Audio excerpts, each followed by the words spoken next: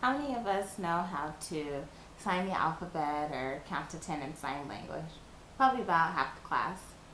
Well, when I was in high school, I took about a year and a half of American Sign Language and it opened my eyes to a whole world that extended far beyond just fingerspelling the alphabet or counting to 10. I learned that American Sign Language, often referred to as ASL, originated from home signs from different families that were united with the help of a French teacher.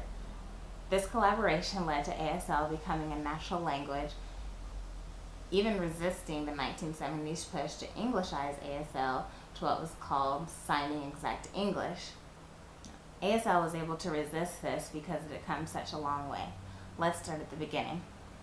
Prior to the 1800s, it wasn't all that common for deaf people or families of the deaf to encounter one another.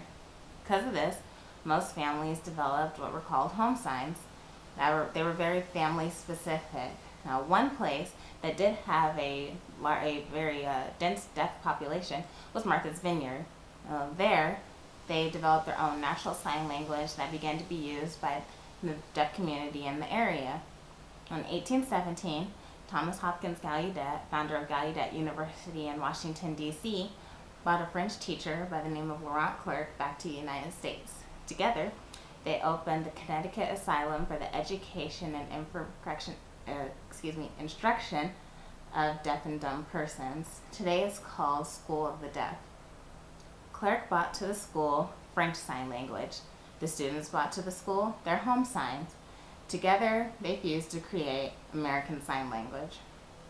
Now that we see how home signs, such as those used in Martha's Vineyard, combined with French Sign Language to create American Sign Language, I'll explain what truly makes ASL uniquely its own. ASL is a natural language. A natural language, as defined by Collins English Dictionary, is a language that has evolved naturally as a means of communication among people. It's also characterized as having its own grammar and syntax and linguistics. All of these ASL encompasses. ASL even has its own dialects. It's said that people in the north sign much faster than people in the south. In the 1970s, signing exact English, SEE, became popular. It spread very rapidly as a primary form of communication with deaf students.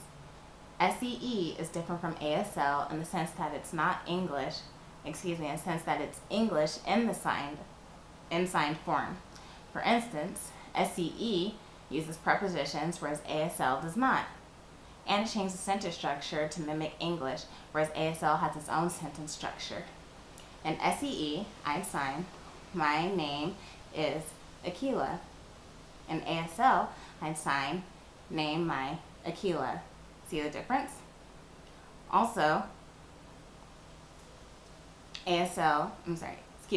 SEE changed the hand shapes used to sign many common ASL signs.